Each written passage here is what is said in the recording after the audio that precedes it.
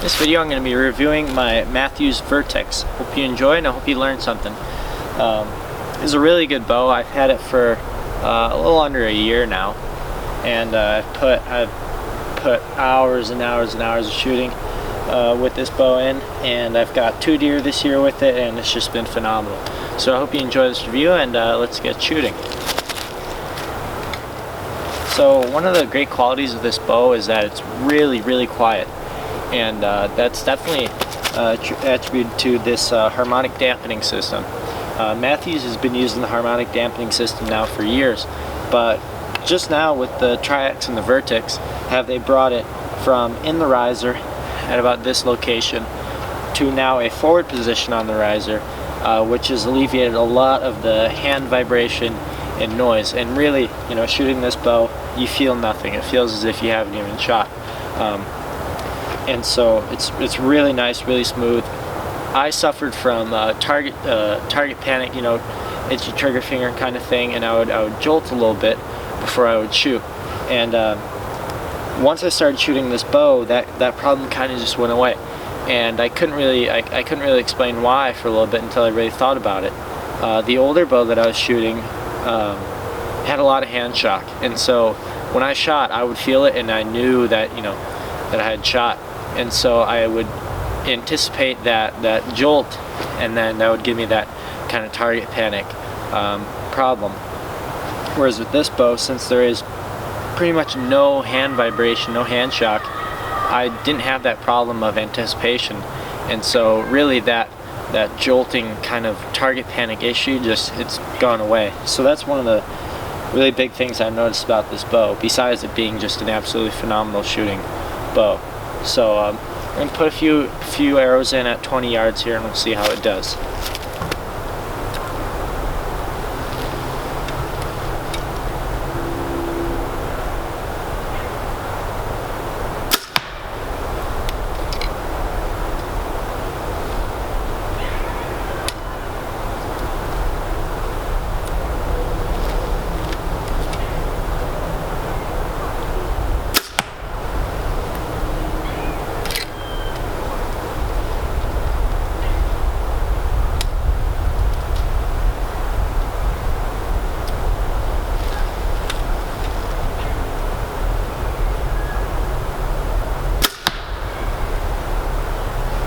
Yeah, very quiet, very smooth, and it's a phenomenal bow. And you may have been wondering why I have my quiver situated as it is. So right now the quiver is actually upside down. So the fletching is up here, the heads are down at the bottom of the bow. So Mathews, their mounting bracket, gives you the option to mount it either upside down or right side up. Initially I had it right side up, and the problem with that was I have a very long draw length, I have very long arrows, and so my arrows, they would protrude further than the actual bow's length. And so the problem I ran into with that is on my tree stand I have a little bow hook inside the platform, and having the arrows down like that, protruding past the bow, past the cams itself, it did not allow me to use that hook. And so to alleviate the problem, simply switched it out, and what I found is that it's a lot better, it's a lot more stable, because it eliminates that want for your bow to tip back and for you to shoot high, and so it's a lot more stable. So that's just one thing that I've done that I haven't really seen many other people do, and that was kind of born out of necessity because I simply had too long of arrows, but I definitely recommend you try it. So I seem to have been shooting just a little bit to the right. Now I haven't shot this bow in a little while, it's been a few weeks, and for the last few months it's been hunting season, so I've had this bow set up with my broadheads. So the broadheads to the field tips, they do shoot a little bit different, and I attribute that not to the bow but to the arrows. And so I'm just going to make a few minor adjustments here, and while I do this I'll tell you what I've got set up here as far as additional like sights and all that. So on this bow I have the 5-pin IQ micro bow sight, and it's a really nice sight because it's really easy to adjust, like just there, didn't need an Allen wrench or anything like that to adjust it for horizontal. And then For the rest, I have a QAD Ultra Rest. This is not the Integrate. So the Integrate Rest it's a QAD Ultra Rest, but it has a dovetail mounting system, and there's an actual dovetail carved into the side of the riser here. And so that what that does is it eliminates the need for bolts and other things that would cause some vibration and other things like that. And so what I've noticed is this is a very good rest, and it's full containment. So it is just about as good as a whisker biscuit, and even better, because whisker biscuits, you know, there's a lot of friction there, it slows down your arrows, and over time those whisker biscuits get all torn up and they affect your arrow flight. So I see no point in using them. So the Ultra Rest has done me very well. And then I just have a really simple little rubber stabilizer here, helps with absorbing shock and all that. And then I have the Mathews quiver, and in there it also has a few harmonic dampeners just to help with that even more, because there are some bolts and stuff that could rattle in there, and that just helps to alleviate that issue. So now I'm going to put a few more arrows in there and see how that adjustment helps.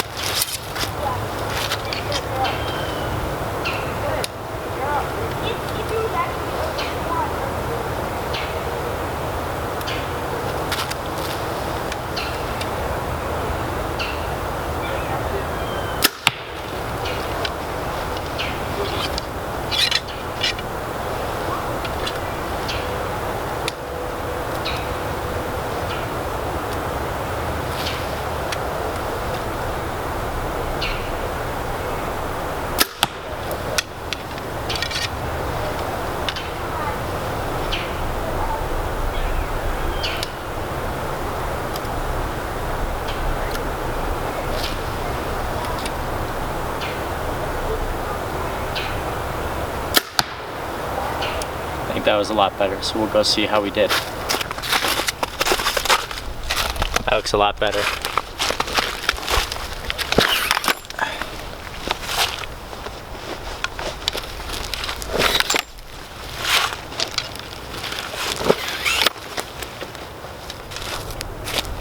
Okay, so now I moved back a little bit to 30 yards, and I'm going to talk about now the draw cycle.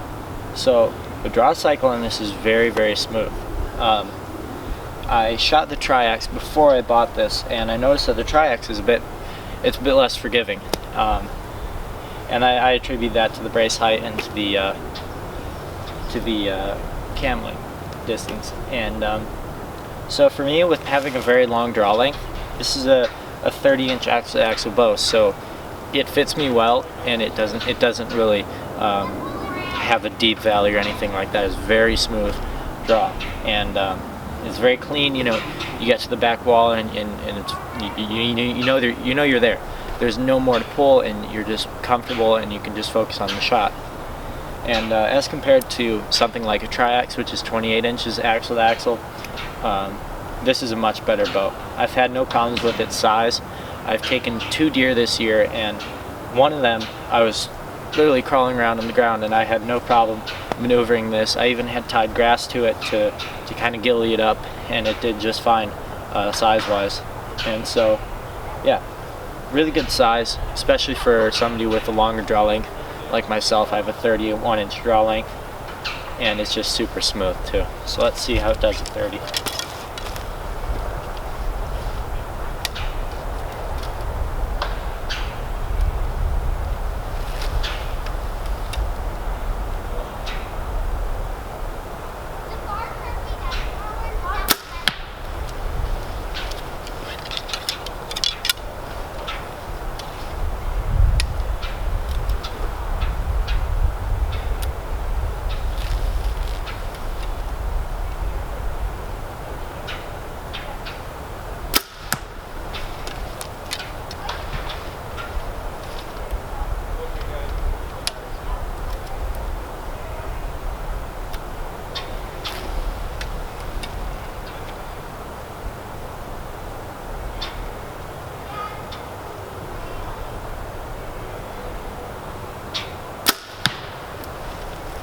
Pretty good.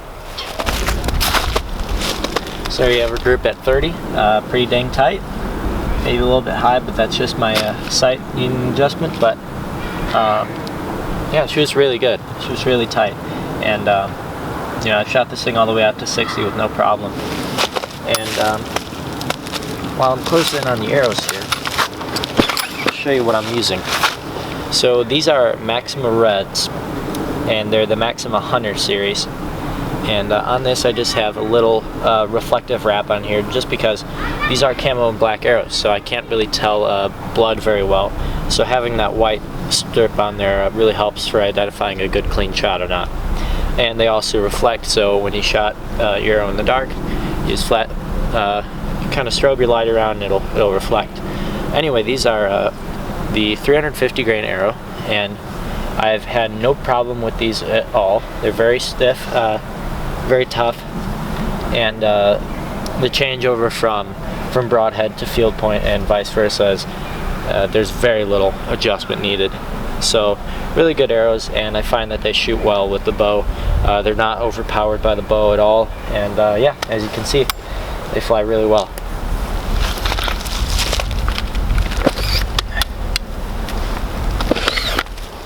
So some final thoughts on this bow. Personally, you know, after shooting it for quite a few months now, there's really nothing that I would change about it. It's not the fastest bow on the market, but that's really not a problem. Our bows are fast enough as they are. Right now what matters is dependability. You know, this bow was designed for the hunter, and I don't believe there's a better bow out there for a serious hunter. So kind of my main points. Very smooth draw cycle.